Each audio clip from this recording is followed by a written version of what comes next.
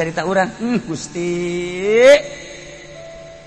abdi teh hamba Gusti lu disembahi wati Gusti titah ulah resep karena dunia titah ulah resep ka makhluk teu bisa Gusti abdi teh batur mah bararisa wali teteh ngaranna batur mah bare solihin teteh abdi mah tetep teu bisa ku teu bisa eta teh abdi teh ngarasa dosa Gusti tapi minta hampura ka Gusti abdi salat tapi salat abdi mah acak-acakan Gusti nemah abdi teh ngan sabi-sabi ngan salat nabe abdi teh ngaji Gusti ngaji unggal minggu tapi beuh asup ti katuka luar ti kaenca polos tromo Gusti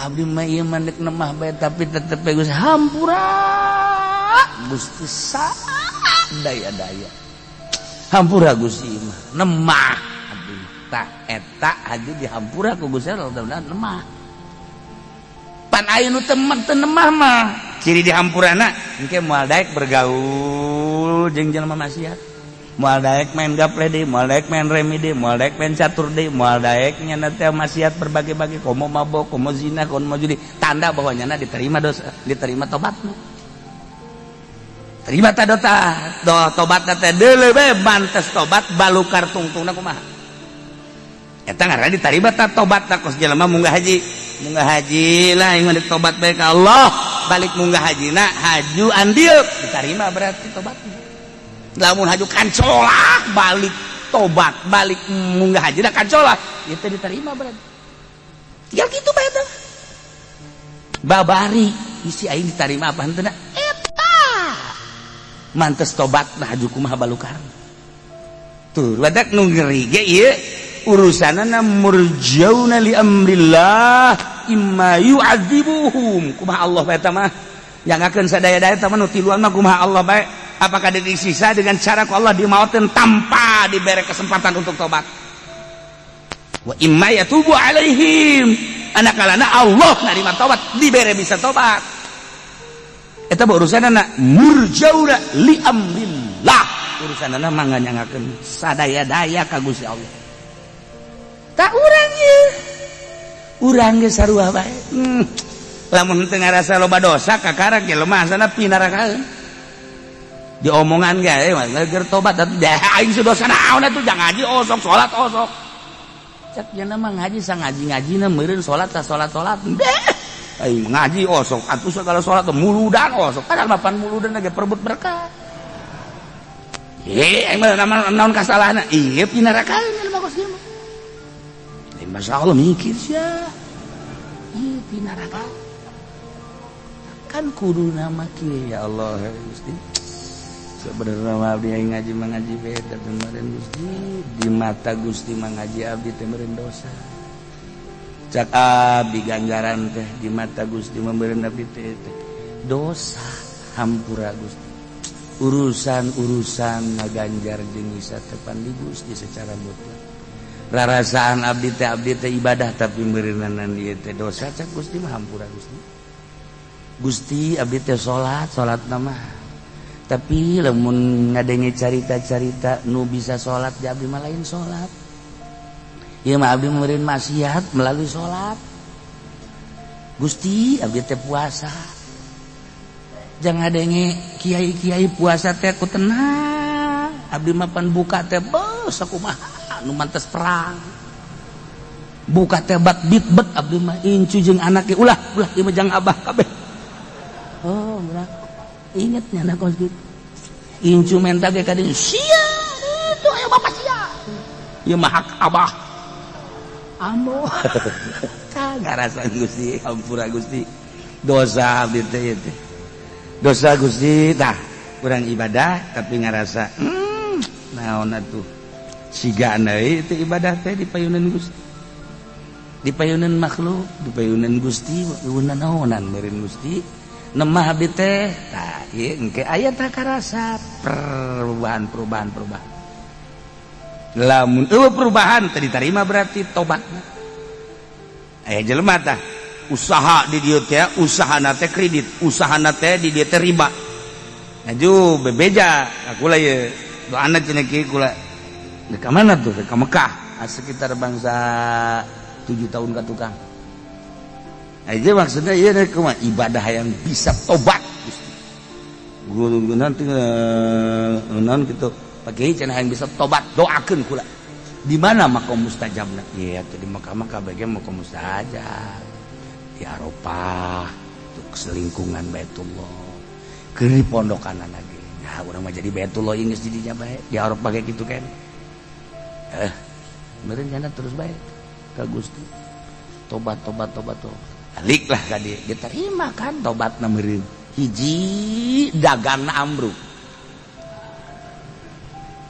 Nyanakan bebe jadi toko nutup bae cenah kieu. Aju dagangan bae gitu maju. Eta diterima berarti tobat depan jadi kieu cenah kieu. Eta pantat tadi dia gede tobat. Nggak gunakeun dagangna teh kapan make duit bank. Make duit renter. Aju tobat diterima tobat mal maju datang ka kumaha kecuali eta isap make duit sorangan. Dah, itu cenah emang tadi nage duitna ieu nu pake ka Mekah ge ieu komo kitu. Datang ka ayeuna. Datang ka ayeuna encan menyak deui. Eta diterima berarti tobatna. Asli. Bungun nya disebut diterima tobat kos kitu teh bung. Hayangna mah tobat diterima dagang maju. Lain diurus ada diterima tobat kan bae make duit bank. Pakai duit renten berarti kan ku Allah dibersihan tak eta diterima tobatna. Oko saya jelema kieu zina teu eureun tapi tibalik zina bae kadieuna bangsa umur 55 mendekati ka 60 jana enggak haji bebeja ka kiaina kiai pan babarengan ieu jeung kiai lain gula lain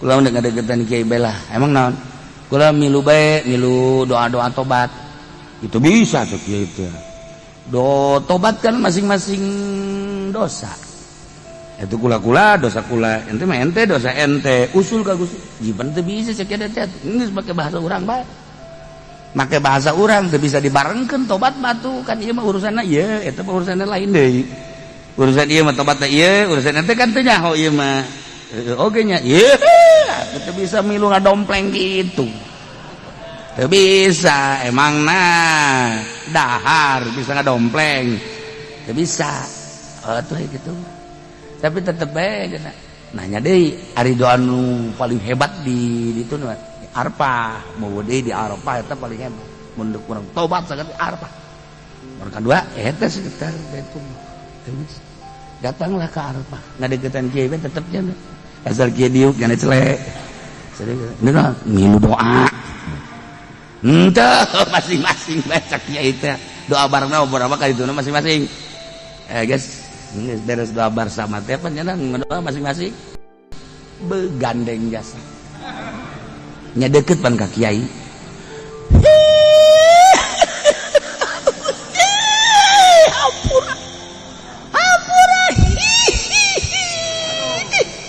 Kaget panijel mah parah mah nya geus teu beunta-beunta cenah beureuh terus bae dosa abdi moal diomongkeun loba jelema apa di jero hate bae Gusti mah maha ngarungu jagjana datang ka kiai ge kiai kaganggu sia cek teh aing ge kaganggu ku sia kabehan ngarasa kaganggu atuh teh bandeng-gandeng teh si jelema karena tuh di naon ngaranna di nasehatan ngaranna ge di Arafah masing-masing kan untuk pagandengan ka besa kloter bandeng jasa tobat bandeng jasa aya tah nu nanya kieu teh bawaan saha bawaanna mah bawaan kula atuh coba tuh tuh bisa lah mah setengah jawara embung aing ini antepkeun bae urang bae bandingan ge nu indit urang tetereuh di beurang ke datang ka magrib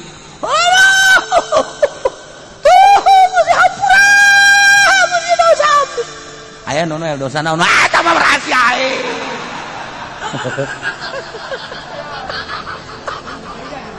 datang ka magrib ke gandeng gede bae ageus eta kiai teh geus geus magrib geusan aparah geus urang ka Muzdalifah aduh aing mah tetep bae eureun di Muzdalifah bae ngajoake jeung nya serak sia geus reda geus